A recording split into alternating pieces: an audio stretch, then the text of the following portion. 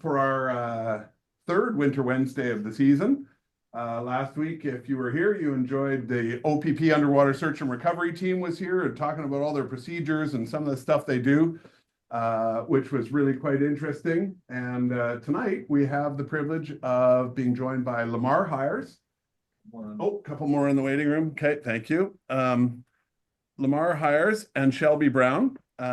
Lamar is the founder of DiveRite. Many of you know DiveRite because our rental equipment is DiveRite. A lot of us in the technical group dive with DiveRite stuff. So Lamar has been a longtime friend of the shop with his wife Leanne. And Shelby is a reasonably new addition, or at least for us anyway. She looks after all of our international stuff and has been really helping us with things like the Nomad Ray for Sidemount, Drysuits, which we have a couple hanging here. So it's a pleasure to have them with us. One of the things that I love about DiveRite, part of it being a family-owned business, much like Float and Flag, is these guys get down and dirty with their products and they take them out, they dive them. We were over at Ginny training, doing our cave course with Lamar and Justin, and you know, Shelby shows up with, oh, I'm trying some of this new gear and I got to give my feedback when I get back to the office.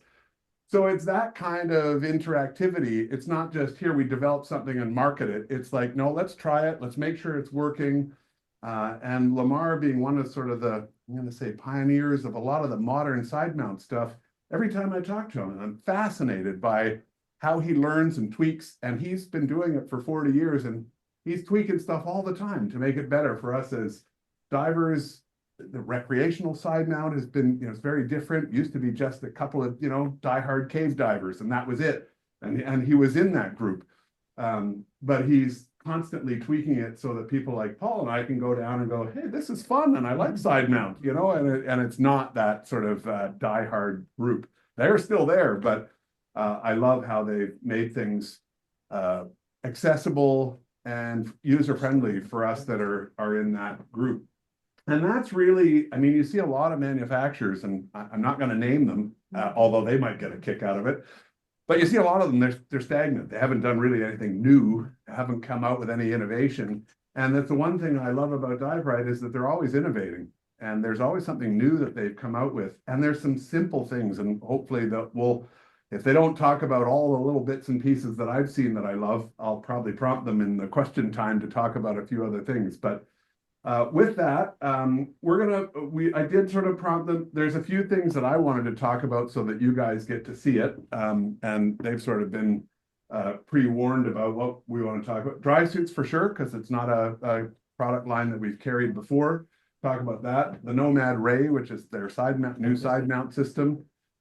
Some of their lights, which are fantastic. And then and we've got a transplate system here that is sort of one of their mainstays, but has just undergone revisions on the wings and stuff.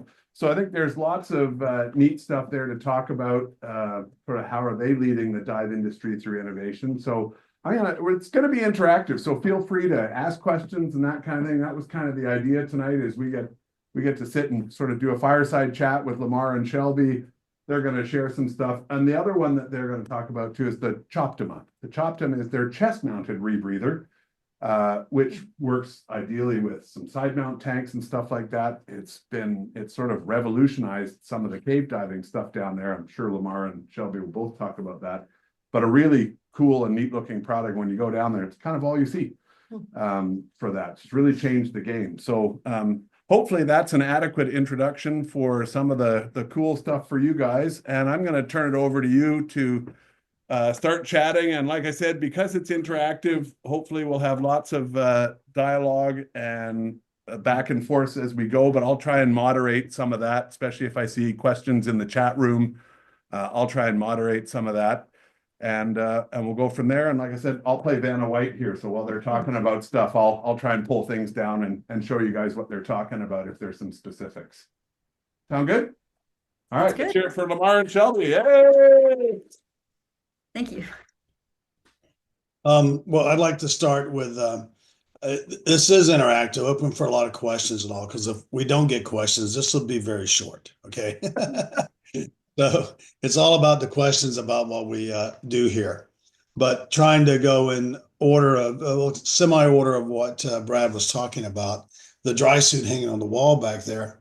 So the back hanging on the door. We've done a few different models. These dry suits were developed in Scandinavia and made in Finland, and their primary use was for the Norwegian, Swedish, and Finnish navies. So we're talking they were designed for cold water application. The addition of the Cytec rings for interchangeable seals on the wrist and the necks and the pockets, all that is standard on the suits. They come standard with narrow boots for a better fit on the fins, so you aren't having to oversize your fins. And they can also be had with socks, and if you want things like that. But we have the 901 model, which is a thinner material, making it more applicable to sport diving. And then we also have a 905 model that we'll be bringing back into the system as our military model for commercial diving, law enforcement, and people like that. But they're all basically the same construction and fit. Front zipper entry, making it easy. The one thing I'd like to remind people that when people say, no, this front entry is self-donning, that's not really the case. Our dry suit repair guy here in Lake City, who services suits from all over the country, tells me his number one repair on dry suits is the zippers on front entry suits. Those get replaced more often than any other item on a dry suit, mainly because when people try to close them, if it's stuck, they pull harder. Well, that's not what you need to be doing. You need to find out what's hung up in the zipper and clear it before you try to close it. And then make sure the teeth aren't buckled on one side or not. But he says that's his number one repair on dry suits. We use plastic zippers because they actually last longer when maintained than the brass zippers, because they don't need that rubber lining on the inside of the zipper to actually seal the brass teeth on it. And the maintenance on a plastic zipper is very minimal. We're just lubricating the end where it actually seals. It's like a hard pull, and then you'll feel a bump where it actually goes and actually closes. So they have a long life to them. But like anything, you have to maintain them. But it's just something I like to remind people that front entries are easy because they're self-donning. The number one repair on dry suits is replacing front entry zippers for people who think self-donning is they can scratch their shoulder blade and pull a zipper around. And doesn't always work that way. But we try to size the suits and like for any stock size, like a medium, there's a medium short and a medium tall. For all the sizes like that, we try to make sure we can hit a broad range of sizing without having to go to custom suits for everybody. Now, granted, there are always going to be some custom suits out there for people, but for the most part, we're trying to make sure we can do stock so we can have faster deliveries on suits. Lamar, how would you say they fit sort of versus, say, other people's dry suits? Is it sort of a similar type fit, or are these cave cut type suits? You hear that terminology around here anyway. I don't know if you guys use it down there, but oftentimes in manufacturing, it's a cave cut, which generally means it's a little bit thinner, not cut for really thick underwear. So how would you, just as people sort of look at this as an option, is it a good suit for us here up in Canada, or is it a cave cut type suit? Well, no, if you go true to size, it's going to have plenty of room for undergarments because, like I said, it was developed in Scandinavia for for very cold water diving. Okay, the problem we have in cave country is that the guys want them more snug to the body, less space for air to get in there because they don't need it, and it can mess up their trim or get air trapped in the legs because they don't have the insulation there to fill up the suit. So we'll have baby, and I wear super thick undergarments, whether I'm in 72 water in cave country or not. So I find the extra room just fine for caves. Yeah, and we have that, but we have these guys that, they'll literally be an extra large, but they'll go a large so that they have just room for thin undergarments, and they like that fit that makes them look like they're cutting and been working out all the time. That's not. Works for me. Perfect. Yeah, so if you go with a standard suit size, there's going to be plenty of room, like Shelby said. But we have guys in cave country. This goes for like Mexico and North Florida, where they don't want all that extra room for extra undergarments. And that's fine for us. So when they take their trip to Antarctica, they have to buy another suit. Yeah, there you go. Cool. And standard also on the suits, because you can't see it really from here. You guys also have the quick neck rings on the neck. Well, yeah, the what we call the mod rings. We have the SciTech rings for interchangeable wrist seals, which is very handy because those are silicone seals which do not need to be trimmed, and you can get them in standard and also small sizes for women. If you go with latex seals, then you have to be picky about which seals for smaller people. I imagine Shelby, needs the smaller seals on hers, and it was no issue changing out the seals. Yeah, no, I have to get the small size. The standard is a little bit too big for me, but the wrist has what's called the Slago system, which is Brad, you were with us when we changed it out in the conference room. It's pretty quick. It's just got some little clips that hold it on. And you can probably change a wrist seal in like 5 minutes, if that. Same with the neck seal, maybe 5-10 minutes to swap it out. But there's nothing worse than when you're at the dive site and you're about to get in and you rip a seal and you're out of luck if you don't have user changeable seals. So I definitely prefer them. Yeah. We both like them. Tammy was the small, I was the larger size, and they work perfect. Yeah, it makes it very easy to change out seals. And the nice thing about the silicone seals is, for the most part, they do not have to be trimmed. Okay, because they have so much elasticity to them.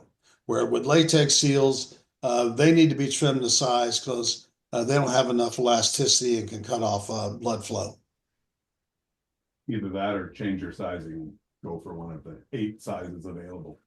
Yeah, and the thing to remember is if you love the silicone seals but hate the Slago system or anything like that, you're out of luck, because you can't glue silicone to the suits. And that's why the Slago system for the interchangeable seals is so you can use those type of flexible wrist seals. Latex can be glued to the suit, but silicone can't be.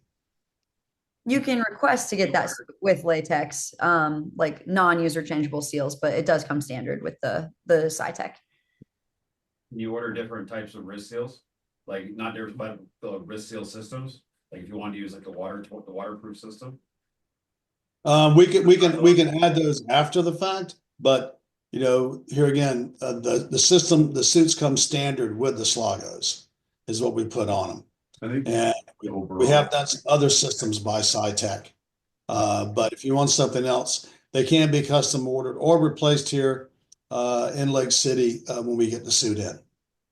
Okay. Thank you. Any other questions on Dave? Do they make a range of undergarments as well? The question was, do you have any undergarments in your lineup at the moment? No, we partner with people, and most of us, we prefer the Fourth Element undergarment. So we haven't tried to make our own because we've been very comfortable with the Fourth Element. Yep. What Perfect. heated undergarments?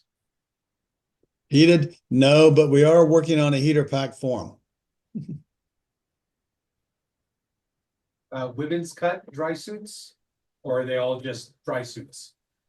No, we're working on women's cut, some of our smaller sizes. When we get into the smalls, mediums, they're actually designed to be more of a medium cut.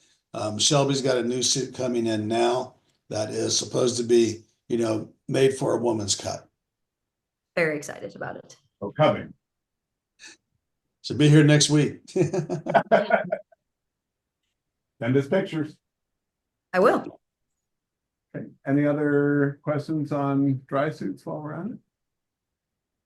They're actually very comfortable. Tan and I both dove them a couple weeks ago and found them like nice and flexible, really comfortable. I like the fit. Durability. I was just gonna ask durability with our. So with our muscles. maybe with, as a question, durability. So talk maybe a little bit about the material, because a few of the people here said, oh, we've got all these zebra mussels, which you don't have down there in the caves, which are quite sharp. So that's always Yeah. a question for our local divers. How are they from abrasion and durability perspective? Well, I mean, they're like any suit. When it comes to talking about abrasion and protection, it's a tri-laminate material. So you have you know, Cordura on the outside, rubber on the inside, and Cordura on the inside. And when we start talking about durability of a suit, everybody has their own measure for durability. Whether it be, make the suit thicker, make it heavier, make it hard to swim. All those things come in when you start gauging durability. You can get a suit when you're traveling. Does your suit weigh 15 pounds when you pack it for travel, or does it weigh 5 pounds when you pack it for travel? Is it 15 pounds over your luggage or 5 pounds over your luggage? Okay. All these things come into play with the suits. And like I said, we've got a commercial, the commercial military model coming out that will be a little bit thicker, and it's military grade. So take that for what it's worth when you start talking about durability of suits. Going thicker is not always going more durable, because that can limit movement and mobility in the suits. So there's trade-offs for everything when you start talking about durability. Are you diving doubles? Can you reach your manifold? Can you turn your valves on and off? Or can you barely get your arms up to your face to equalize your ears because the material is so thick and heavy?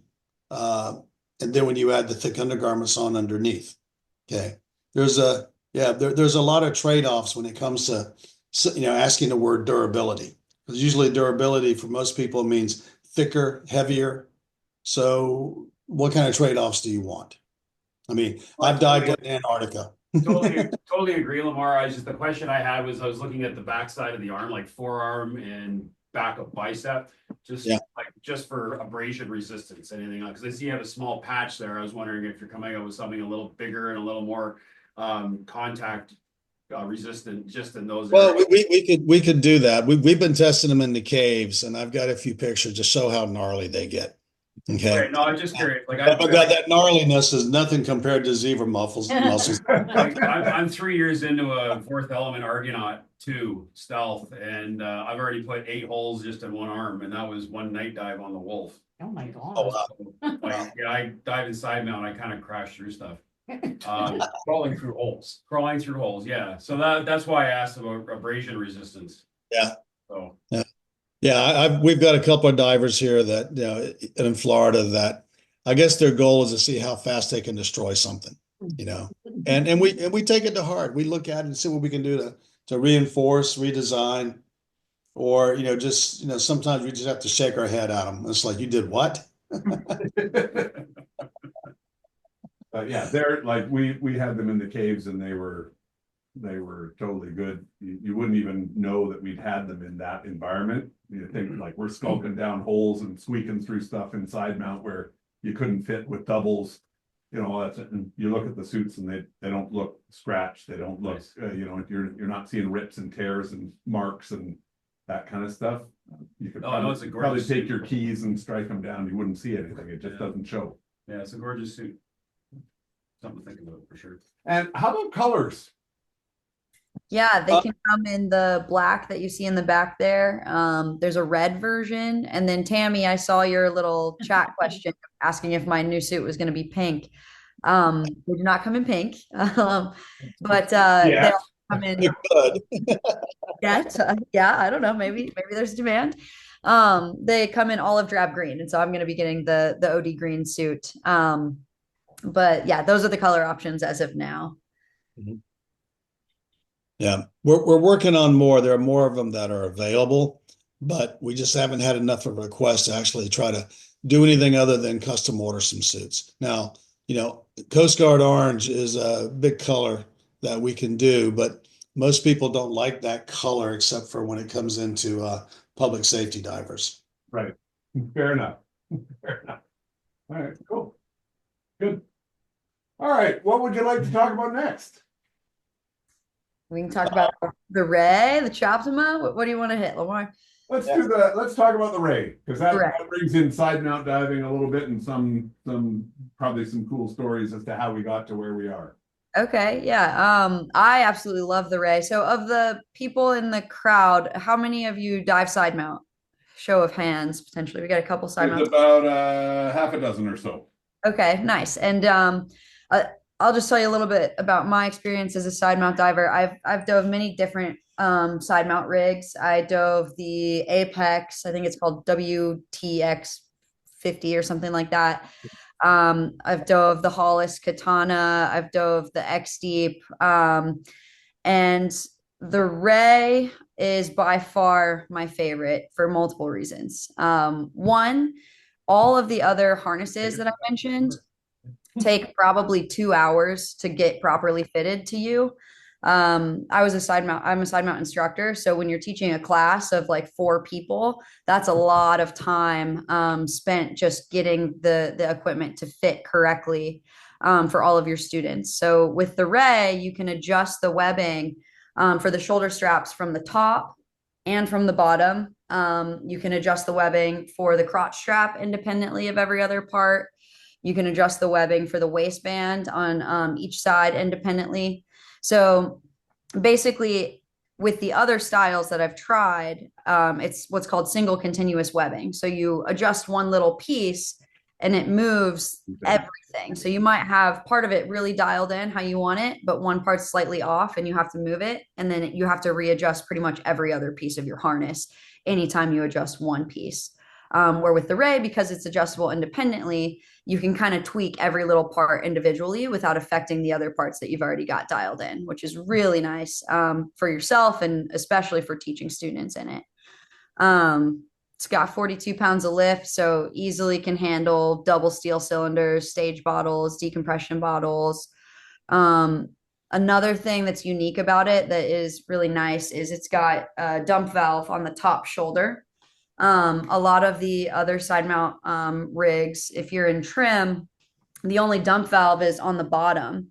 And so you know that if you have a bubble of air underwater, it's wanting to go up because it's less dense in the water. So it's always trying to get to the surface. So to effectively dump gas out of a BCD, the valve where you're trying to get the gas to escape has to be the highest point to make it easy for the gas to find its way out.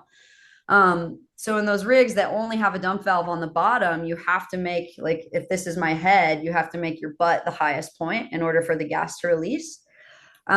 Particularly in cave diving, that's not always convenient or even possible, because you're kind of following the path of the cave and you may be, on your way going up through a tunnel. And if you need to dump gas, it's really hard to make the dump valve on your butt the highest point to efficiently do that. So having the valve right here, I have found really, really nice on the Ray. It does make for great YouTube video though. Yeah, trying to dump gas out of your butt while you're swimming up. Yeah. It's also got that skid plate on the back, so it's super hardy. You can like go through restrictions in caves, scrape that thing up against rocks, and it's going to hold up and protect that inner bladder really nicely. Bunch of cool colors. It's got the black, it's got pink. That one, there's pink if anyone's interested in the pink. Blue, red, OD green, and blue, OD green myself, but yeah, it's a really great little harness. It's a workhorse, plenty of lift and really easy to set up. So part of what's cool, and I'll just jump in here. So when I had it on the first time, even simple things like the bungee that goes around your tanks here at the front. If you've seen other typical side mount systems, they used to have a ring bungee system, a series of rings and metal, rings and clamps. This one's just done with this, the bungee cord.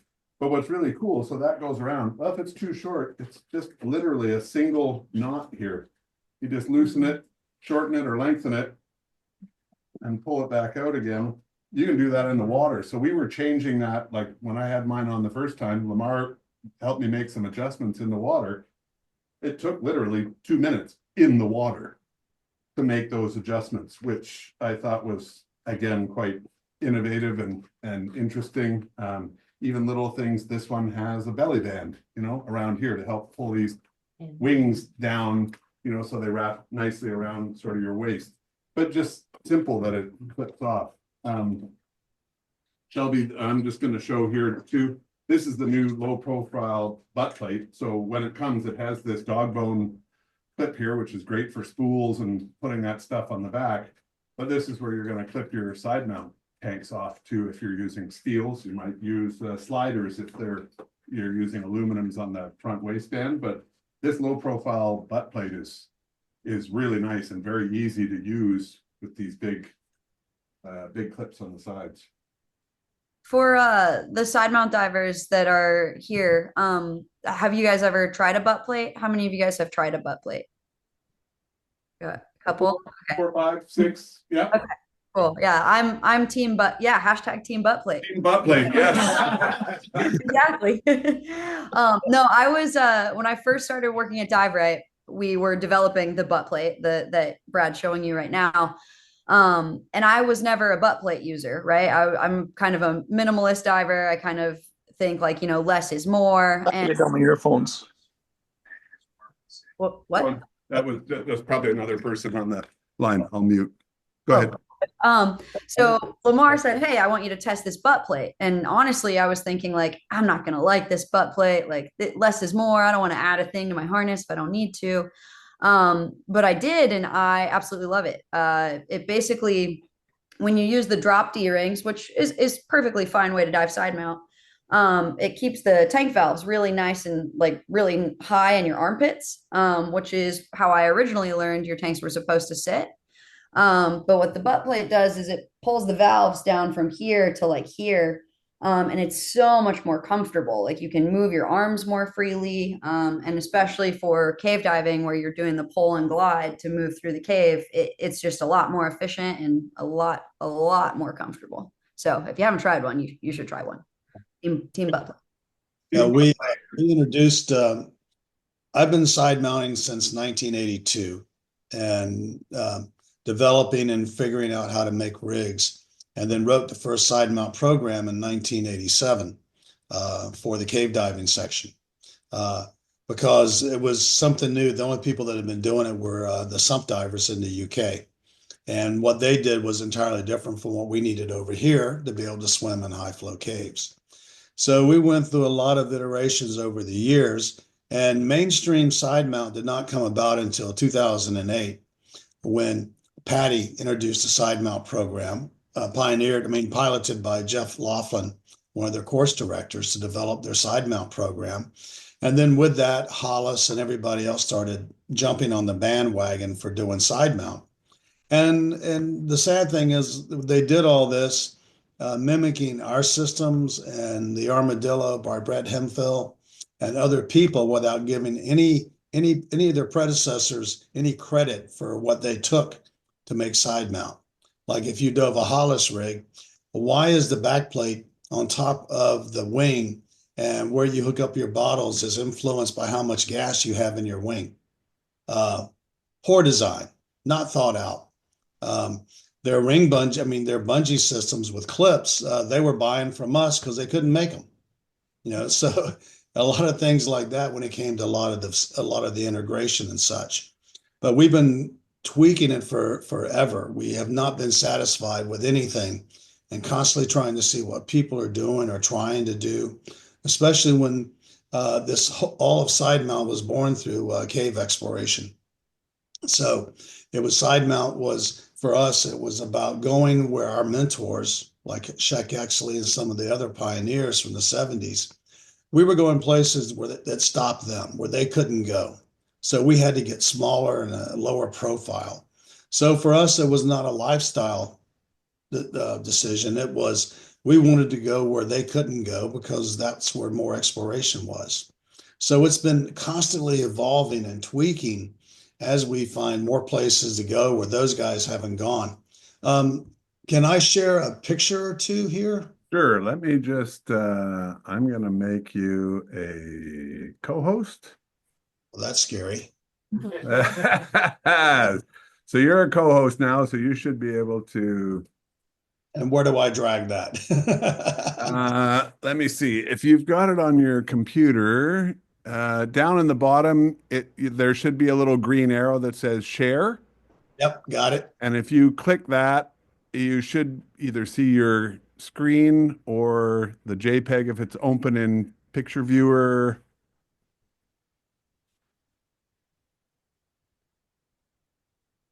If you just click on it, usually it'll show up on our screen here.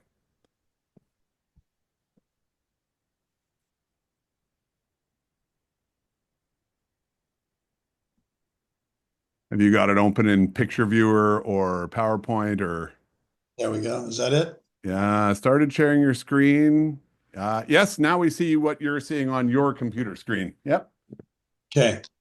So that's what we designed Sidemount for, was to go into places that were difficult to get into with back-mounted cylinders. Can you Lamar, can you double click on the picture so it gets bigger? We're just seeing a smaller version of we're seeing like your folder where the pictures are. Okay. If you double click on it, it might show up bigger.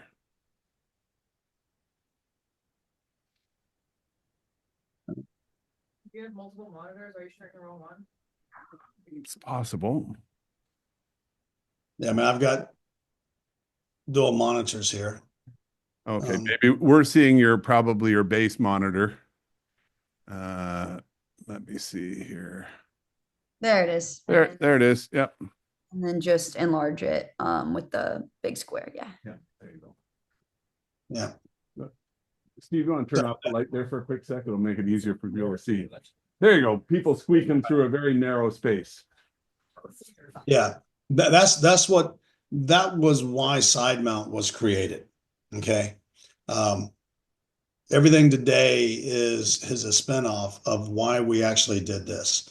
Woody Jasper, Wes Skiles, myself, Tom Morris were pioneering sidemount diving in Florida in 1982 to explore places where other people couldn't go. And this was a shot of some of that, why we started using Sidemount. Now, granted, it was a lot more crude back then because we were using inner tube instead of bungees. And my wife actually owned a bicycle store, which made it very easy to get inner tube. I would send divers down to the store and tell them to pick one up and see which one fits. And if they can stretch it across their back and touch their thumbs to their nipples, then that was the right length for the bungee. I mean, for the inner tube. And we did that for quite a while, just using inner tube. That's awesome. And then let's see here, close all tabs.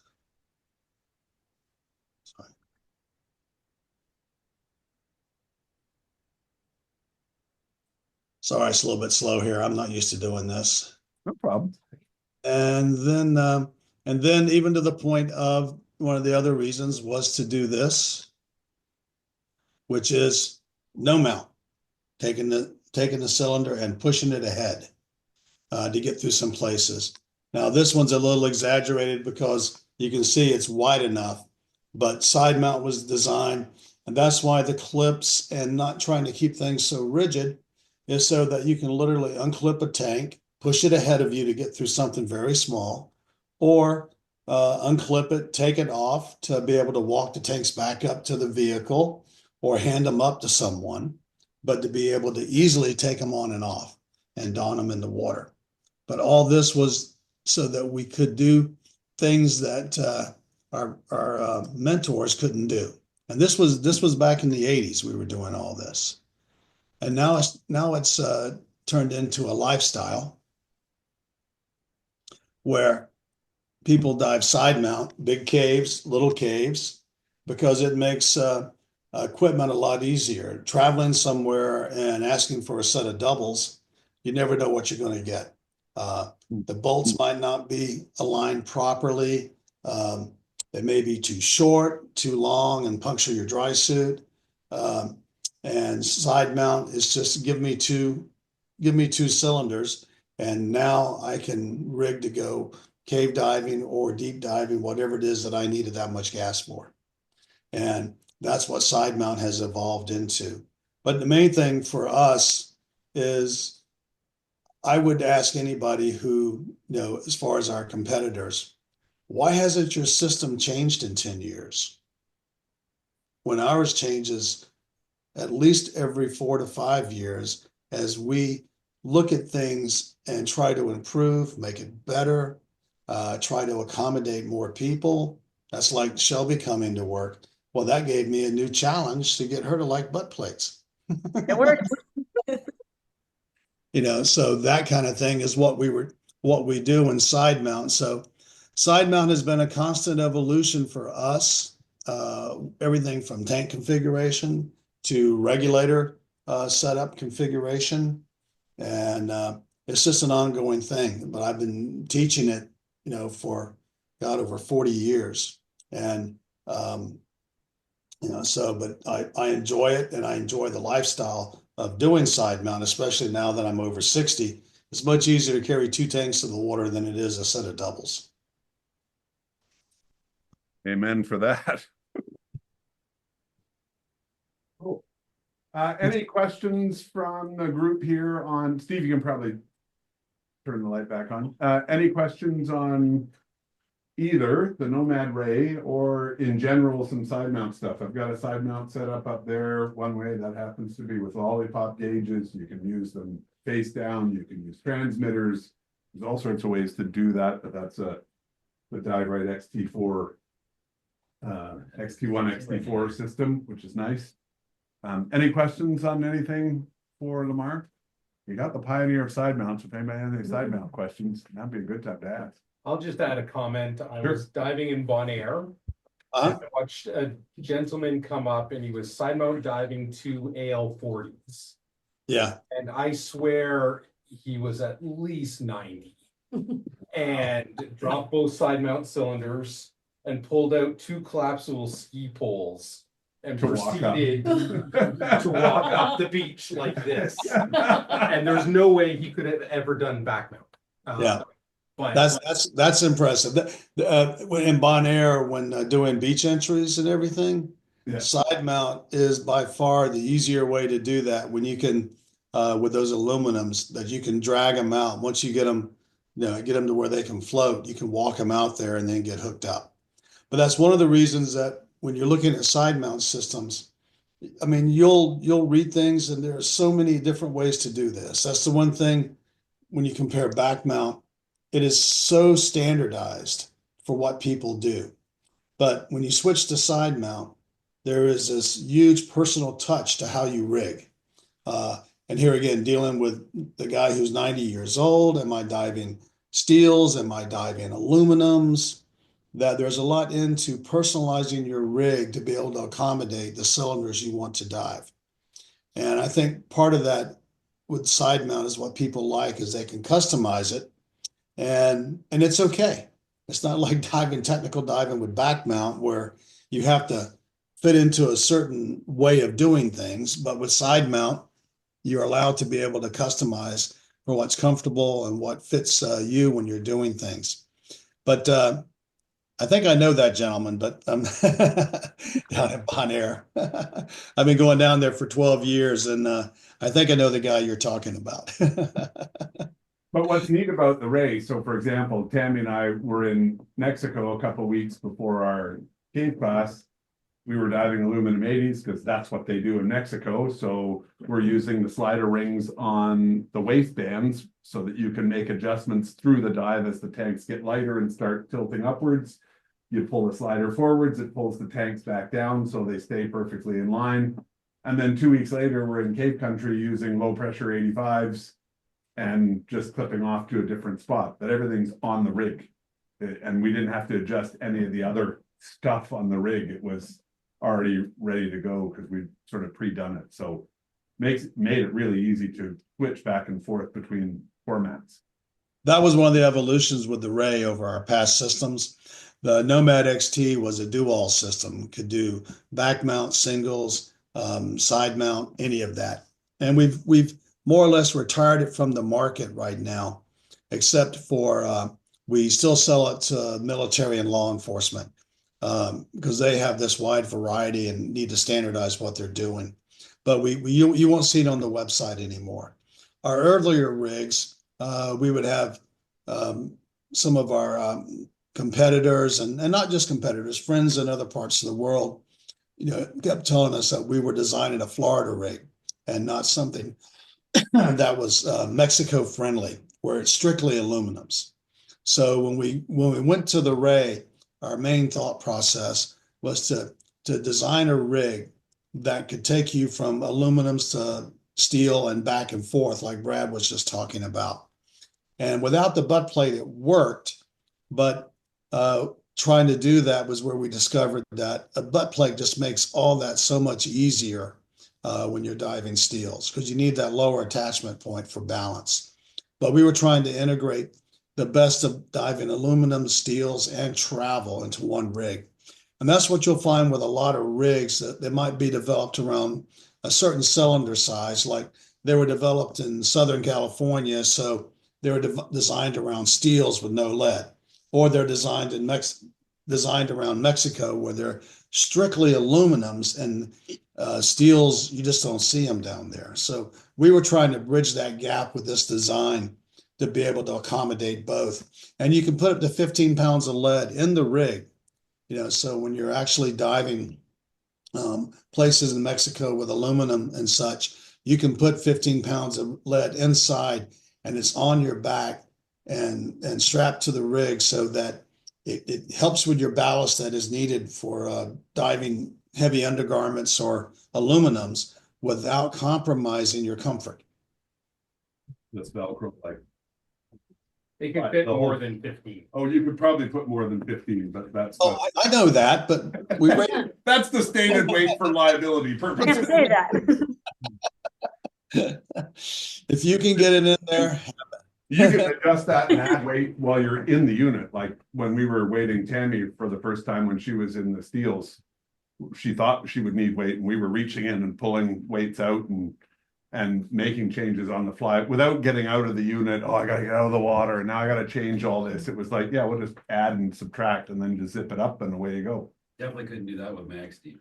No, that's why I said it's really simple, because like, especially if you're thinking from, say, a Shelby or a Lamar's standpoint as a side mount instructor, David, who's our side mount instructor here, you can make those changes while you're at the pool side or at your confined water dive site or whatever, without having to say, well, okay, we all got to get out of the water now and all that kind of stuff. It was just a really simple, easy way. And like I said, we were getting both Tammy and I tuned into Array. It took us maybe 5 minutes, and we were both sort of dialed in with all the adjustments. So it was pretty quick. I love the Nomad Ray. I've looked at it. I've certainly put it on at Jeff's shop, and like, oh my God, I love this. My biggest thing that I have that's driving me not to it is my X Deep has that central Velcro strap around the weight pocket that I can put my EX35 DiveRite canister light on, because I hate having it on my ass. Yeah. I hate sitting on the boat and sitting on my light. So well, you need to try our FX40, because it is a very small handheld that's brighter than the EX35. But I already own the EX35. Well, that we can help you with. Well, we can, but. And you guys only fixed it for me like a year and a half ago.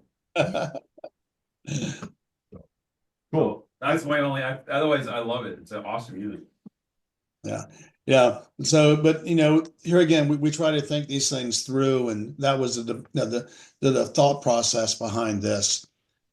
Making it work for both, and we have some harness options now that make it fit better for women or people of different ages and such. We have an adjustable harness. We don't really promote it that much yet, but we're getting ready to. And that's what we did for Brad and Tammy. And mainly it was to deal with the heavy undergarments and the dry suits to make it easier to get in and out of. A harness setup that's more like the transplate rather than just a straight continuous one piece of webbing. Almost infinitely adjustable, which made it great for fitting. Cool. All right, cool. Well, you mentioned some lights. Well, that was a good segue. Thanks, Aaron. What's interesting about lights is, I've been taking the past couple of days and digitally scanning in some of our old catalogs, and I've only scanned in from 97 to 2007, a few years. And the thing with lights is the fact that the technology is moving so fast that it's just phenomenal. When in the 80s, up to about 93 or 94, the technology moved so slow because it was lead acids turning into nickel metal batteries and a slow transition from a halogen bulb to the first generation of HID bulbs, which was Welsh Allen solar arc bulbs that introduced us to some new lighting technology. And then HIDs were quickly replaced. I say quickly, within 5 to 6 years by LEDs. And the LEDs have just not stopped in terms of development, the efficiency and everything. And it's just amazing how fast they're developing. One of the main issues with doing anything in the dive industry is that we're a small industry. So we start talking LED chips and things like that. Our marketplace is not big enough to warrant any custom development. We have to wait for the trickle down from medical and things like that who are paving the way for new LED technology. And then when those chips are out, we figure out how to integrate them. And that's what we're doing now. So our new FX40, that light series, a 6-degree beam and a 3-hour burn time on high, which is brighter than our EX35. Okay. I mean, it's just amazing how the technology is. And it's Turn off the USB-C. light for a second. Yeah. USB-C charging, 6-degree beam. So lumens on that, Brad? What's the exact lumen? Well, the exact lumen is going to be a little bit of a variation from chip to chip, but the approximate lumens on that is about 2,300. Okay. So when you start looking at it, when you go, well, this one's brighter, that one's got more lumens. Well, what's the beam angle? Okay. How's your reflector working on it? And so we've got a custom-made 6-degree reflector on it, and that gives us 2,300 lumen output. And that's at high. And the funny thing about it is when you drop it from high to medium, you don't really see a difference in light output because it drops down to about 1,700 lumens, but it makes the burn time a whole lot longer. Okay. And I think it's up to about 6 hours or so. But it's just phenomenal what we can do with lights today that we couldn't do before. And we've got some new stuff coming out that's going to be even better, smaller, and things like that we're working on. The CX3 that he just put on right there, magnetic charging, you don't have to open it up. And the difference is with a light like that, you may look at it and go, well, that's almost as bright as the FX40. Give it 15 minutes, and then start tapering because it's working off of a single cell. So it's a taper discharge. So it fools you as it slowly starts to taper, but it's still going to give you about 2 hours of good light. That used to be the brightness of our old halogen lights back in the 80s. We called it a primary light. But there's been so much change to all these things now. But we try to keep moving forward with the technology, and everything we do now is basically LED technology. And we'll give it, 3, 4, 5 years. And what we're constantly doing is waiting to see what new chips come out and see how we can integrate them and see how stable the market's going to be for them. The last thing we want to do is jump on board with a chip and find out it's got a short life. It goes to end of life in 2 years while we're trying to build a product around it. Even little things like, and this again, probably born out of cave diving where if your primary light goes out, like this one I'm talking about, just this locking mechanism here. So I can change, one of the drills we had to do was, oh, your primary light's burned out. Take it out, put a new light in, and then you can still go hands-free if you're trying to get out of the cave, even if you're on So it was nice that it's all hands-free, so they're just interchangeable, they're quick and easy. And you can even get that hand mount for whatever, most flashlights you have, they have a striker plate that you can just attach with zip ties and you can use that with your lights. So Yep. go hands-free on your lights. It's a And we have a nice, standard Goodman, which is a hard mount, hand mount for the lights. I think that came with your EX35. We also have, I actually had a question for you about that. Yeah. I Huh? find the little Phillips screws on it always seem to loosen off. no, we say the little Phillips screws, you mean on the hard plate to the handle? No, Or to- actually on the Goodman handle itself, where the slots are. The slotted Goodman handle, the screws that actually tighten it in place. Okay. All right. Loctite. blue Loctite. Well, that'll work, but we're also developing a new Goodman right now. So we're gonna make your old one obsolete anyway. Thank you, Lamar. Like all dye technology. Dave, yeah, question. You talked about the burn times on the lights, and one of the lights you said drops in intensity. Could you speak to the difference between the two and how that happens on one but not the other? Well, okay, look at it this way. If you've got a LED chip that runs at 3 volts and you're running it on a 3.7 volt battery, okay, your voltage is going to constantly drop as that chip burns. So it's going to start dimming. It is just a natural fact. It's like taking a 12 volt battery and you can see your light going dim. But with LEDs and their white light, it's a slower progression. And as you're looking at it with the human eye, it takes you a while to figure out that light has been dimming on you for the past hour, unless you pull out another one and turn it on. Okay. The FX40 has 3 batteries in it and what we call a buck boost capacitor on the board, which means it constantly regulates and keeps that voltage at what it needs. So over that 3.5 hour burn time, it does not fluctuate at all. It is as bright at 3 hours as it was when you turned it on. Where any light that runs on a single lithium battery will start to drop in intensity as the light burns. But it's so Imperceptible. Yeah. it's so undetectable that you don't notice what it's doing because your eyes adjust to the light as it drops. But you can't run a 3 volt chip at the same intensity on a light on a 3.7 volt battery. So that's just one of the things with the marketplace that, you know, a single battery on a chip, oh, it's bright, it's super bright. But it'll start to dissipate in a hurry. But you have to have multiple batteries in order to maintain the voltage. And that's how you get the consistent light on your this consistent output on your light is to have multiple batteries. On the FX40, we run 3 21700 batteries in there. 5,000 milliamp batteries, 5 amp batteries, 3 of them.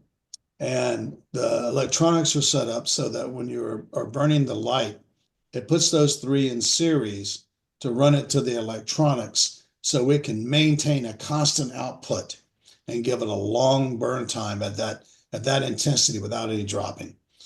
We've got an illuminator at the office that where we actually check the lumens on the lights, and we can take the FX40 and put it on, and then an hour later it's still at the same intensity as it was when we turned it on. Where the CX3, you can check it every 30 minutes and see that it's dropping just because it's the nature of what it is. And yes, you can turn it off. The battery will kind of rejuvenate itself a little bit, turn it on, and see that it's brighter for 5 minutes before it starts to drop again. And so that's what you're seeing there. So any light that runs off a single battery has that discharge curve, as we call it, because it just can't maintain the voltage if it's not there. So the FX40 would be more suitable for photography, for video. It's narrow beam, so it's not really Now, not a flood. Right. but you have a diffuser for it. Yeah, you put that on and it creates a softer, wider beam. But the idea that you're not seeing a drop in intensity over your Yeah, dive means good. Exactly. you can see. So Yeah. people use that diffuser for video, is that what they would use it for? Yes. Yeah. I have the diffuser for my EX35 and it works amazing. Another just comment, the QRM striker plate and system. We've got a couple divers who have it mounted to a helmet because they're Yeah. cave diving. So they can take it off the soft Goodman, click it onto their helmet. And the hard Goodman, you can fit 2 of those. Oh, yeah. You can put 2 flashlights or a flashlight, you have a parallel. Yeah, I have a paralens that I modified, so it has the QRM mount on it. You can also put a GoPro on it too. Yeah, you shift all the mounting holes on the top plate. You can shift that QRM all the way to one side and still have enough for a GoPro shoe to put on there and mount it. That's what I've got.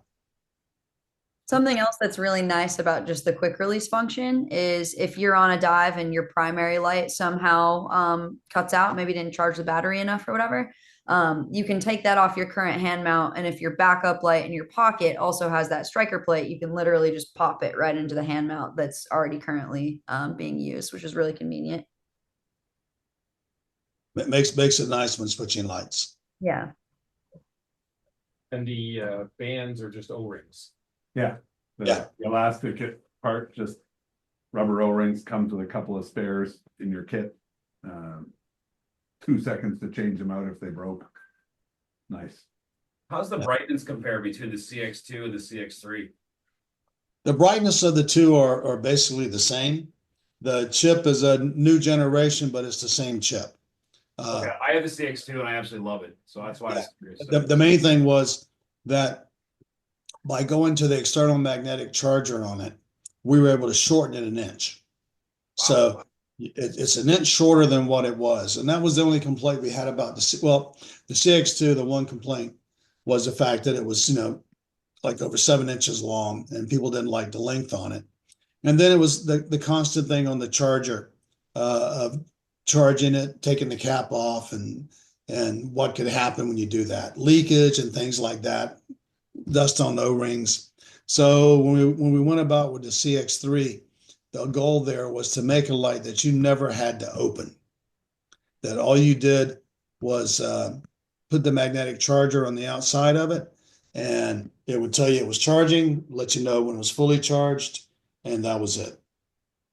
So we eliminated any need to open the light up.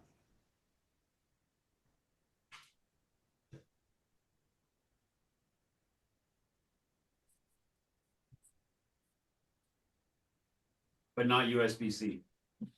No, Not yet. not yet. The FX40 is USB-C. Find it after. Amazon has adapters. Cool. Any other questions on lights? They were really great in the caves. Very bright. I had it on the dimmest setting and my instructor said, turn it up, turn it up.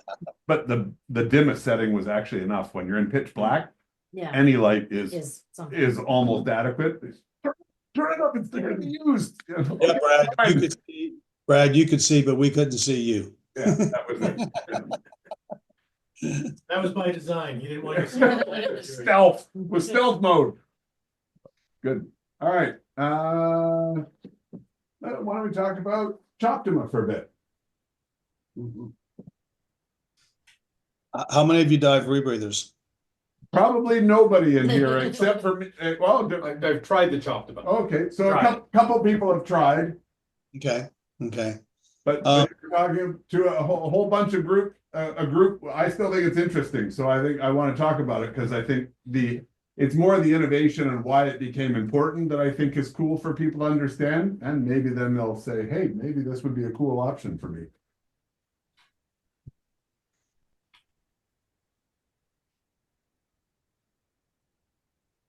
So I'm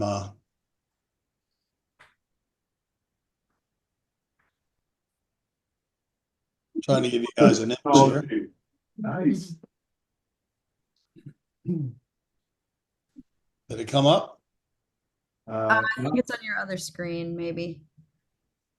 If you drag it to your main screen. There you There. go. Okay. There you Yeah. go. So a little story about the Choptima. It was, I started working on this in 2017. And here again, it's the cave diver and explorer in me. There were some places I wanted to go. When you saw those pictures of Grace going through that low area, and then the shot of Steve, a bottle loft go through an area. Well, to get back to those places and a couple of the caves I was exploring, you needed to take like 4 to 5 bottles to get back there. And I getting too old and too lazy to do that. So I wanted a way to do it easier. So that was integrating a rebreather into it that I could remove and push ahead of me to get to those places, to get into them, and then put it back on, because it wasn't like the whole cave was that small. I'm not crazy enough to just do stuff that's that small all the time, but you have what we call restrictions that you have to negotiate, and then it opens up again. So I wanted a rebreather so I wouldn't have to carry so many tanks to be able to do that.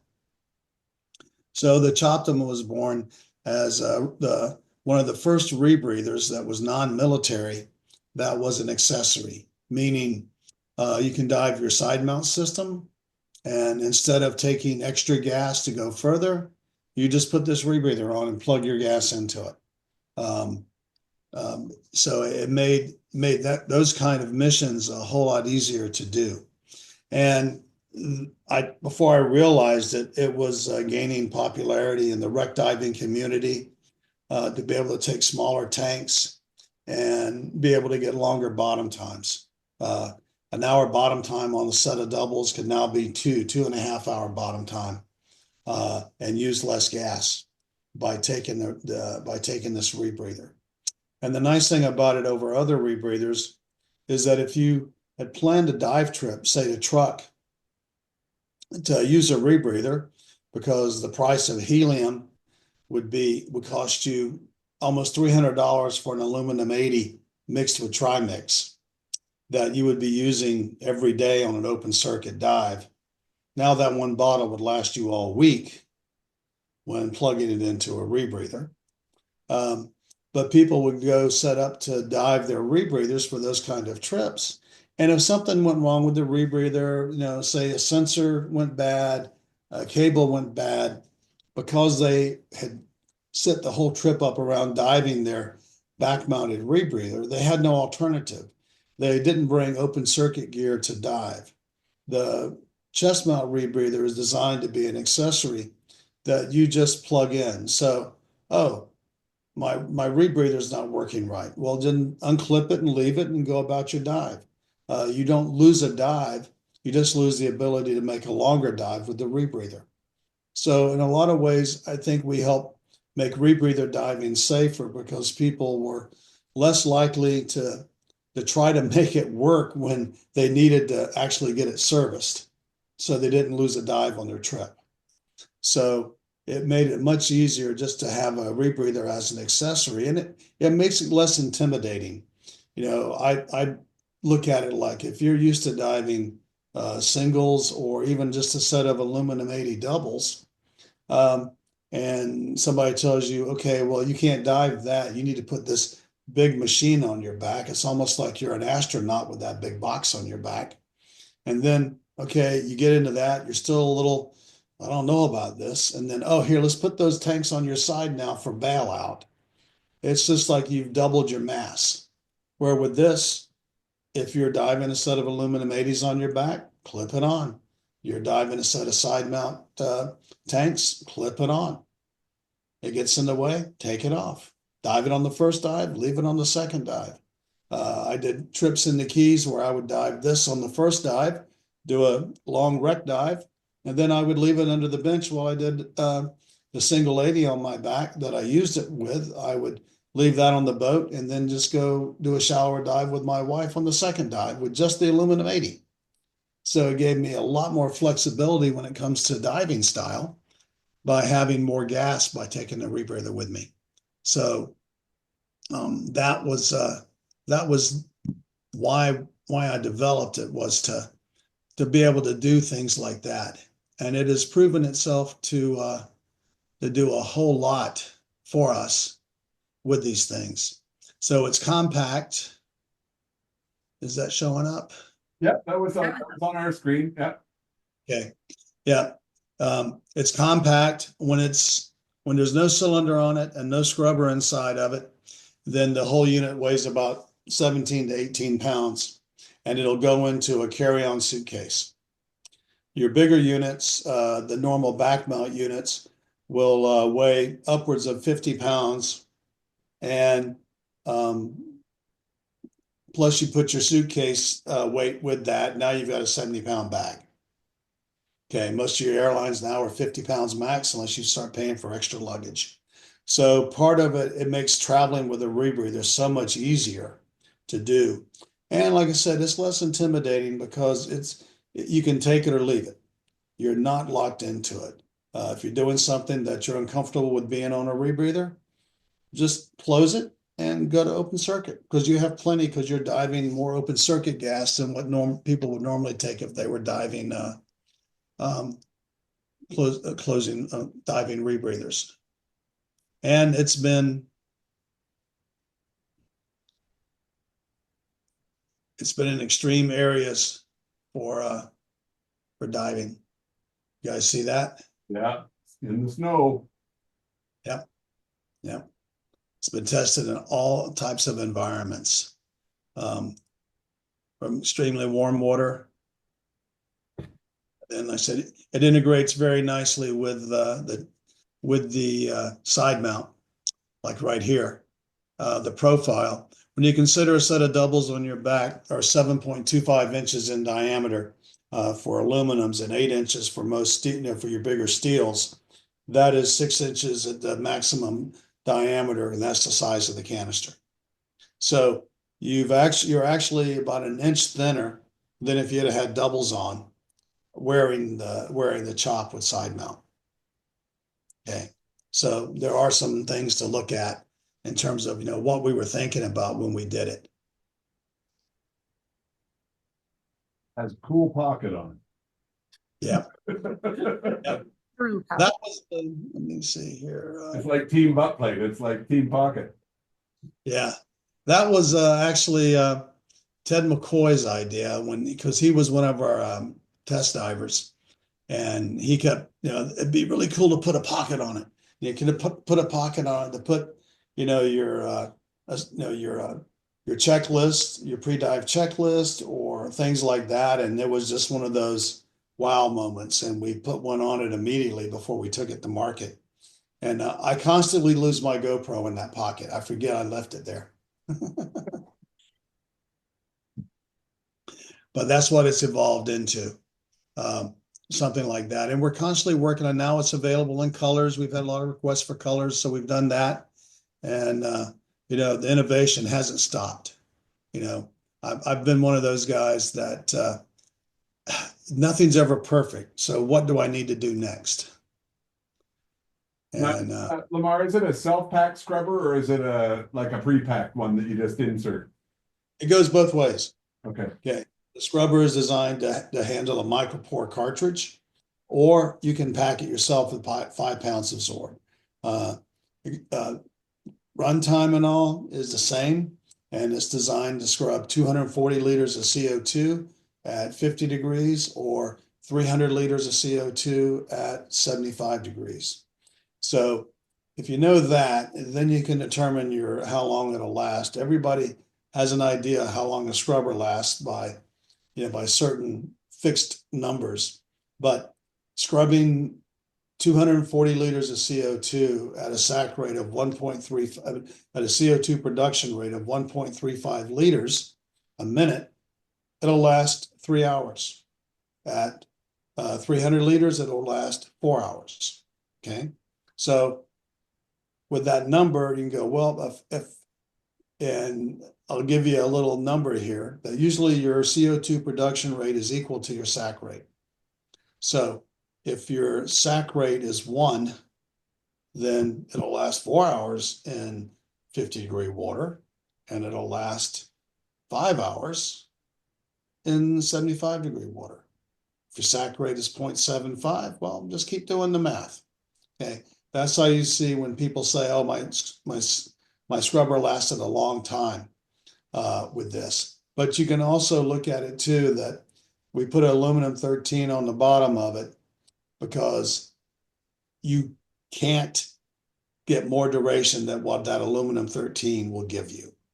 When that aluminum 13 is down from 200 bar down to 50 bar, that's about all it's going to scrub for you. Okay. If you empty it, you need to be off the loop. Right. Because your metabolic rate on oxygen is equal to your CO2 production rate. So for every liter of CO2 you produce, for every liter of oxygen you metabolize, you produce about 0.92 liters of CO2. So let's call it a 1-to-1 ratio there. Okay. So, that's the reason we put a 13 on it, not something bigger. That you empty that tank, you should be off that loop. Dense. Cool. Anybody have any questions? For non-rebreathers, feel free to ask questions about rebreather diving too, if you're not familiar with some of it. Yeah, Kelly? Lamar, do you think like widespread casual rebreather, like recreational rebreather use will be like, do you think you'll see that during like your lifetime, let's say? You have your ear to the technological streets. What are your insights on that? We see a lot of it right now. The main thing with when you want to call recreational use, it's people wanting to maximize bottom time. If you're at dive sites and on trips where you're not limited to the 45 minutes of bottom time, because that's what the boat captain told you he wants everybody back on the boat for, then now you're talking 2-3 hour bottom times without having to worry about it. Bonaire is a perfect place where there's drive and dive options all day long, where you're not on a boat. You can go out on the helm of hooker and spend 2.5 hours on it. Okay, if you've got the gas to do it, and that's what a rebreather helps you do. Okay, and you can make 2-hour reef dives, and it's become quite popular for that, and especially for the tech diver. Like I said earlier, going to truck, I remember the morning that we were going to dive the San Francisco, and looking at what I needed for bailout, I told him to mix me up some 1850, and the guy was like, "Lamar, are you sure?" And it's like, "Yeah." And he's like, "Are you sure you want that?" And I was starting to get a little irritated because I know my math. I want 1850. And he was like, "Lamar, that's going to be almost $300 and you're not even going to use it. It's a bailout." I went, "Oh, okay, I'll take care. Thank you."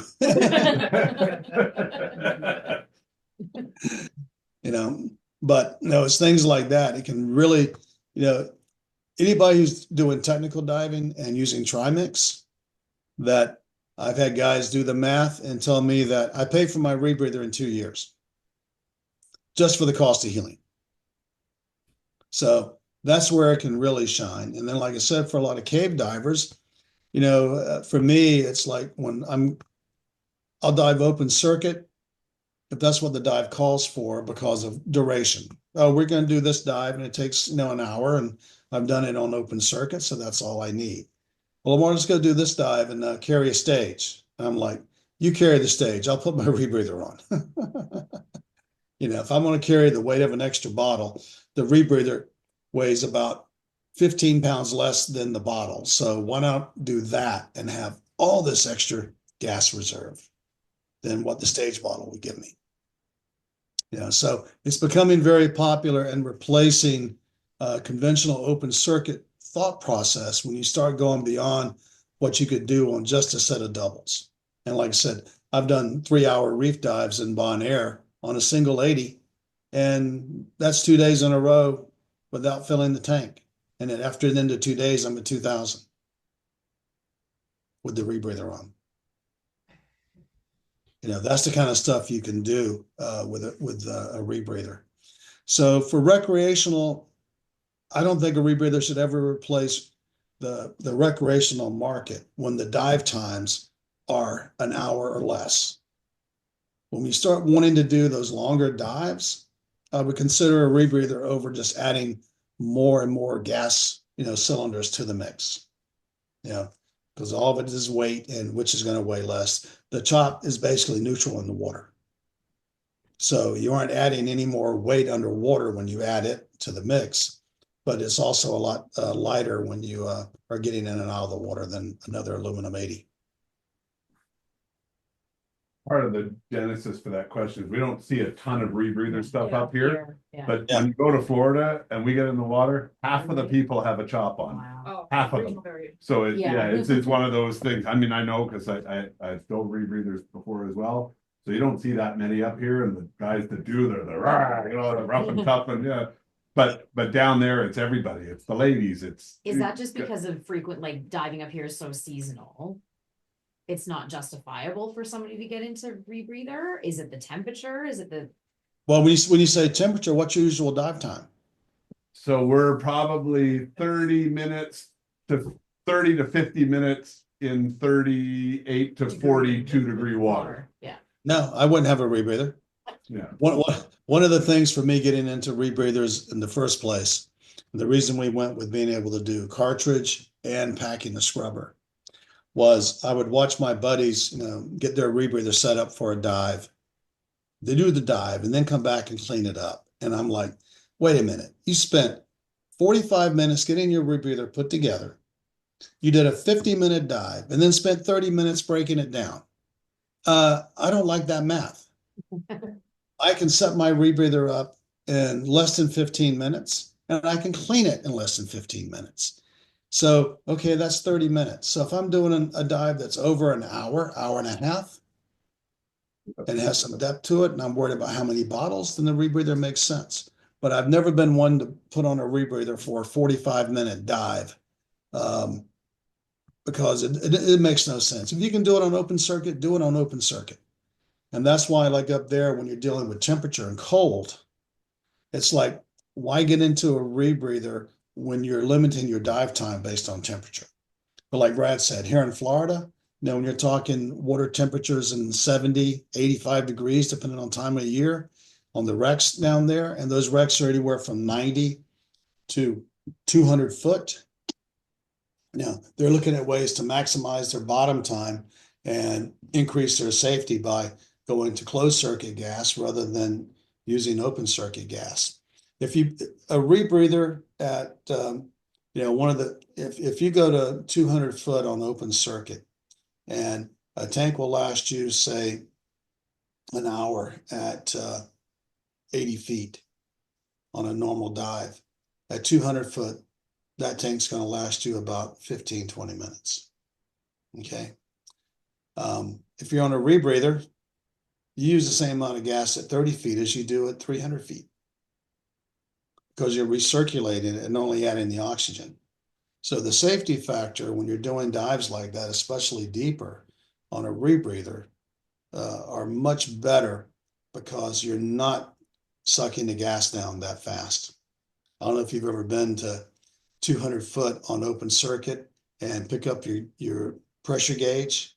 You can watch it drop. Take a breath and watch the needle go down. Very scary, in my opinion. Rebreather, it's not going to change. Because you're recirculating it rather than just using it. So like I said, to me, it's all about the kind of dives you're going to be doing, whether or not a rebreather is there. I know there are some rebreather heads that, that's all they do is dive their rebreather. And I'm like, man, I'll see you in the bar for a beer, because I'm not waiting on you to clean that thing up.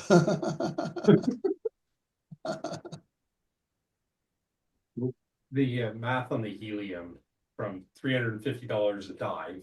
So Yeah. I'm doing trimix and I'm going to be spending $1,400 on trimix. Yeah. Fall.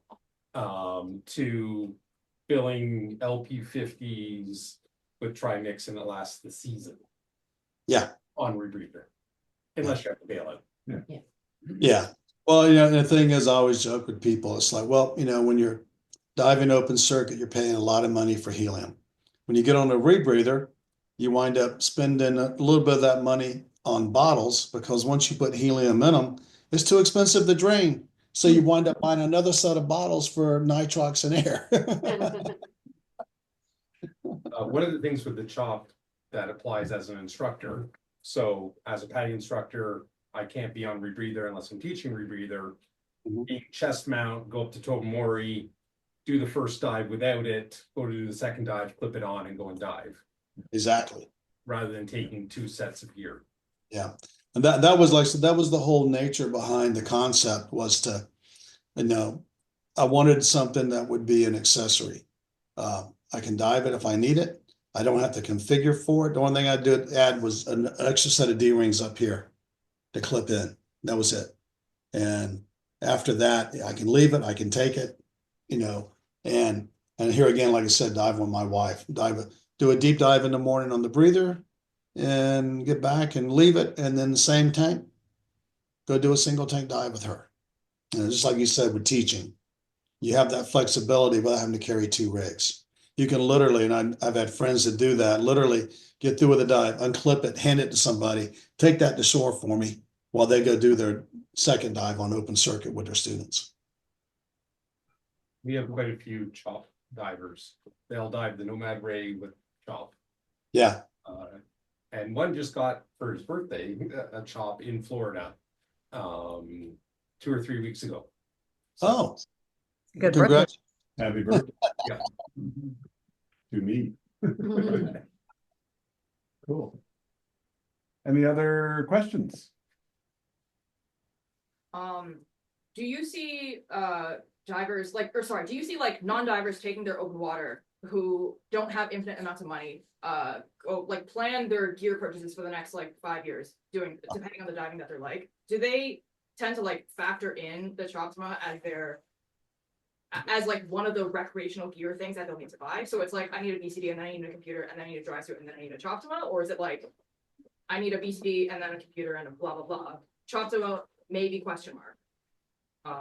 And I'm also interested in the answer from like instructors in Canada as well. So if Brad and Jeff want to answer. I would always say Choptima question mark. Okay. First you get into it, you see what kind of diving you want to do, to see if a Choptima is even going to be, fit into your diving style. And more important, there have been a lot of discussions about people taking a scuba class and starting out on a rebreather, and instead of truly developing all their open circuit skills.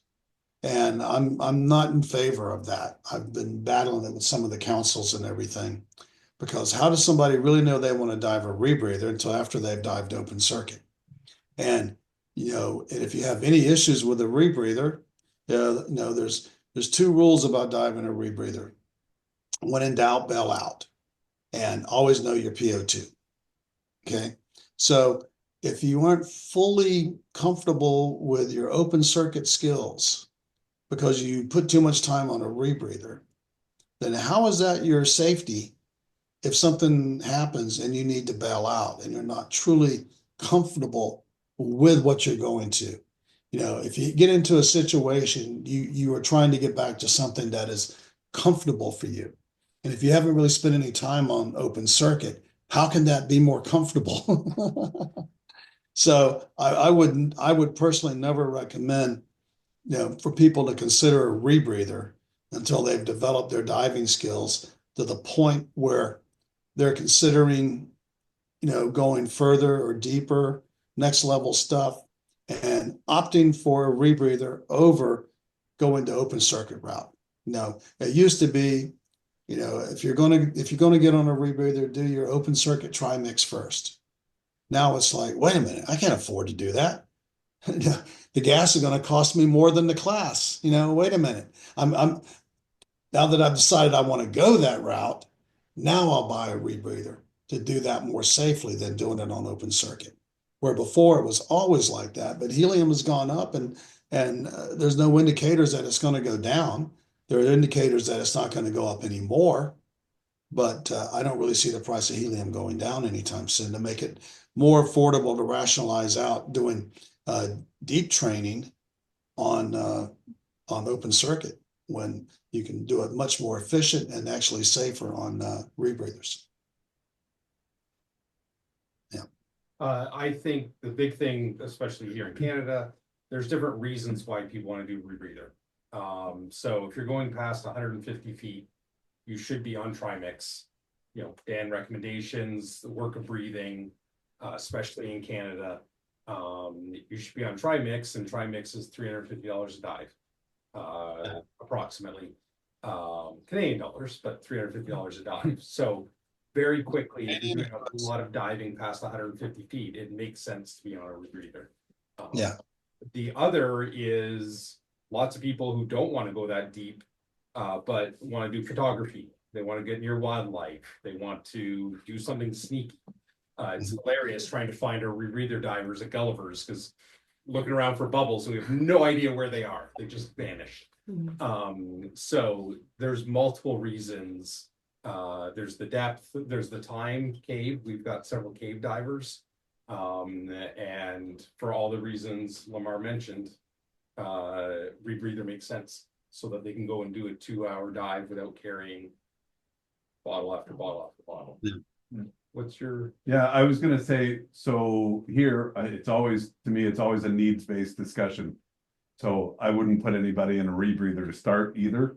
Cause I'm very aligned with Lamar's thoughts on, you need to be going, if your bailout isn't something you're comfortable with, that's not a good idea, because there's already a shitstorm brewing, pardon the expression. Why would you want to create another one? You're going from a system that breathing in and out doesn't affect your buoyancy to a system that does. And if you don't understand that really well and how to manage that change, you know, on the fly, you could end up in way more trouble. So I'm of the school of thought, yeah, get comfortable with your open circuit. If you're going to get into trimix, yes, it makes sense. For me, my route to rebreather was really two things. I wanted to do some stuff in Truck Lagoon, and it was mostly about photography. I did actually want to get closer to marine life for better photography, like some of the stuff you see around the room in here. And that was my driver for doing it. It wasn't about going deep. It wasn't even about longer bottom times. I had a very specific goal, which is, so I went that path. But that was, again, a needs-based discussion. What is my need? What is it I want to accomplish? Is that the right tool that could help me accomplish that? Or is it not? It may not be. I mean, the rebreathers are not cheap, generally speaking. So you're making an investment in something. You know, I get people here complaining about, wow, BCD cost me $800. Well, you want to buy a rebreather, multiply that by 10 or 15 times. That's what you're looking at. So it's not normally part of somebody's consideration set unless they say, oh, I want to be a military diver. I want to, yeah, you get the odd person that comes in with that mindset, but it's not the usual. And most of the charter boats up here and stuff, you got 4 hours. So, you know, like 4 hours for a charter, you got to get 2 dives and plus an hour surface interval, an hour steam out to the wreck and stuff. You don't have 4 hours to do a dive. So it you know, at a 100-foot dive on the Arabia, like how long are you going to stay? You can only swim around it so many times. You'll either be frozen or bored out of your mind. So it for a lot of people, it doesn't make sense. They'll usually use maybe training here and then be going to do something else, like, oh, train here and then you're going to truck, or train here and you're going. There's only training here because it's geographically where they live.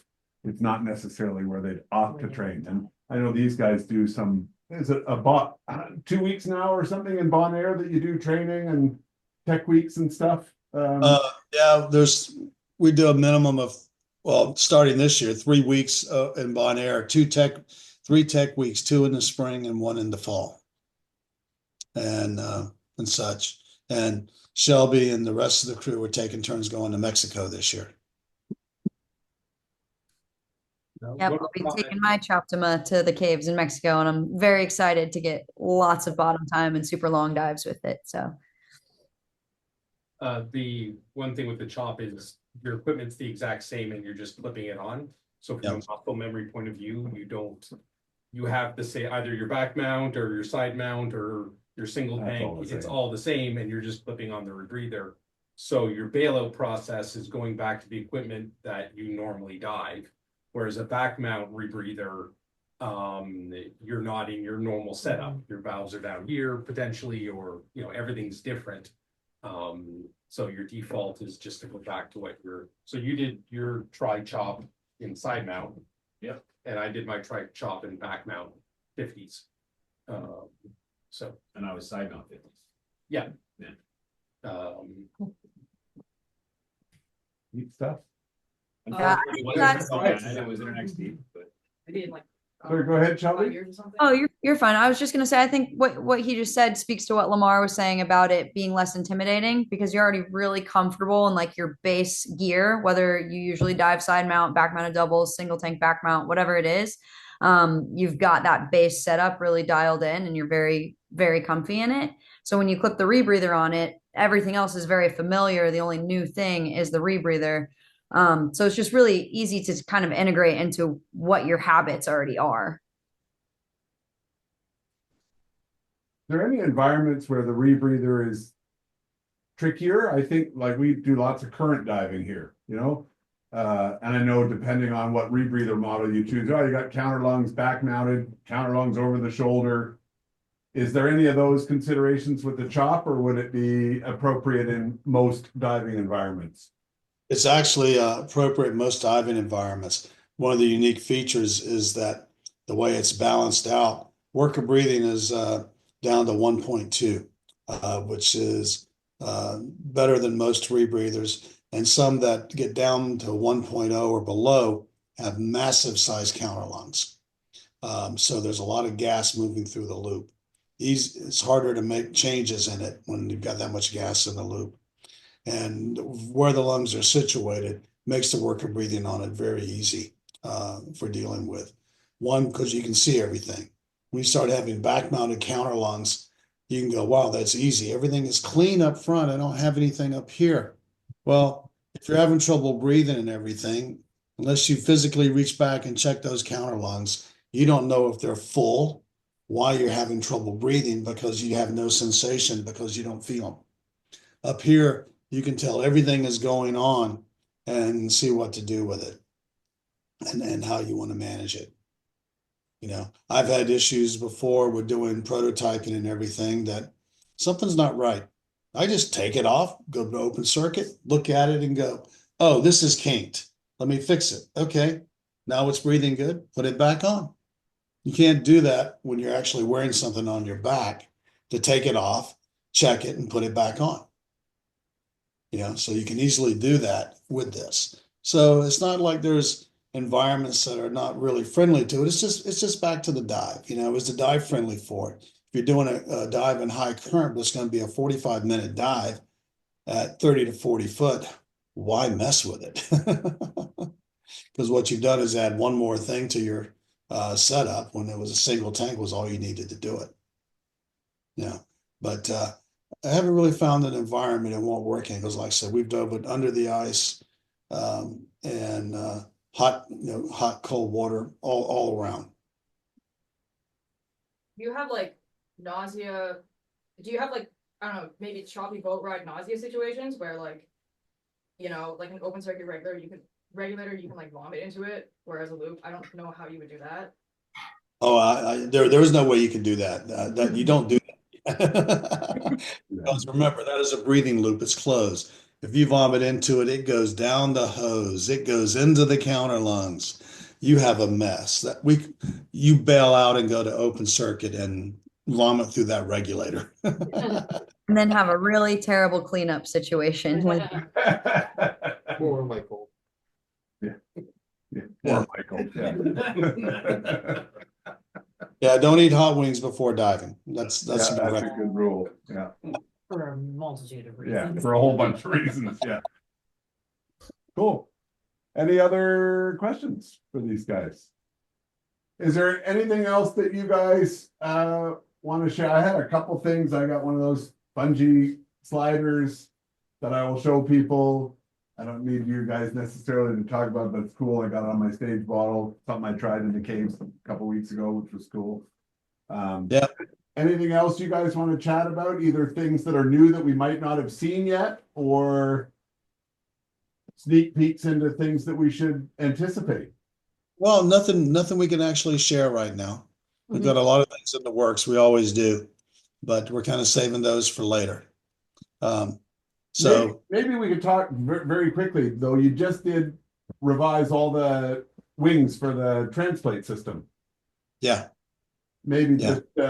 just either one of you could share quickly. The one that I have hanging here is the new 40. It's the Arctic, which is the higher capacity lift one for cold water, dry suit diving type stuff. But do you want to share just quickly about that? Because those are all new.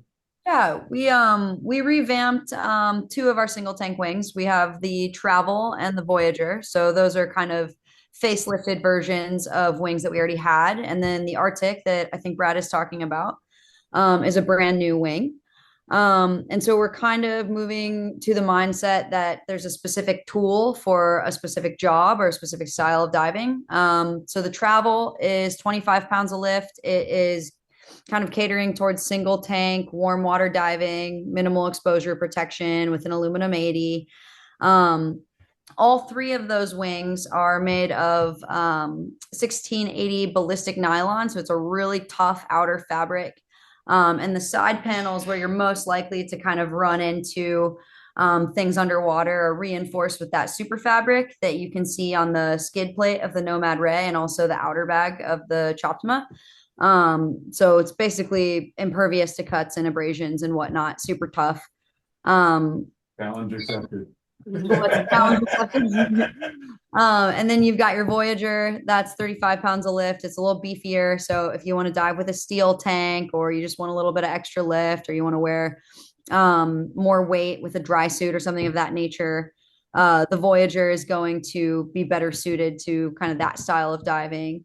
I probably would never recommend a travel in the cold waters of Canada, but perfect for your Caribbean vacation or the liveaboard that you're going to go on. The older version of the Voyager wing used to have a bungee system that would help, the wing behave, make it not do that taco situation around the cylinder. But we've changed the way that the outer bag on these wings is kind of sewed, and there's a contouring that we've added in that negates the need for the bungee. So now the way that the outer bag is sewn just forces it to behave as it should. And then the Arctic would be great for you guys up there. It's 45 pounds of lift. So it's made to be dove with dry suits, super thick undergarments, lots of weight, big steel tanks. It can handle pretty much the coldest water and all the equipment that comes with the coldest water very easily. And if you're interested in diving it, that is the store's demo unit, brand new. So if you want to try that on a winter Wednesday or a Gulliver's night in the summer, you're welcome to put that on your rental request. Shelby, I thought you were going to go into your infomercial on the Arctic. That I've seen the first draft. Seriously, cold water. Love it. Good show. Cool. There's a few little things which I think are really cool. I got a set of the speed nuts here. These are new stainless steel. So if you're diving doubles in or maybe even a transplate and you're putting your single tank adapter on, these are now stainless steel. They have an O-ring on the back to protect your actual plate from getting scratched. It also happens to be a DIN O-ring. So if you lost a DIN O-ring, it doubles as that, which is really nice. So there's always little things. I'm constantly finding stuff on their catalog that, I gotta order some of those. They look pretty cool. So it's always a treasure trove going through the DiveRite catalog. It's fun. Cool. All right. Anything else? Well, guys, thank you very much for joining us this evening. Really a pleasure to have you guys on board talking about some of the products, the processes that led to the innovation. I always find it fascinating when I hear some of the things, and sometimes they're super little simple things, and we think, really, that's how that thing got developed? Yeah, which is really neat. So thank you so much for taking the time to join us. Really appreciate it. We had 31 people on board tonight, so including online and in the classroom. So on behalf of all of us, thank you very much. Really appreciate it. Thank you for having us. Time and effort, and we'll look forward to seeing you again soon. If you guys have any questions, don't hesitate to just email support@DiveRite, because Shelby and I answer most of those. So don't hesitate to ask us a question. Super. Don't know the answer, we'll find one. Right on. May not be the one you want, but they'll find it. All right, thanks a lot, you guys. Appreciate it again for joining us. Awesome. Talk All right. soon. All right, bye. Thank you.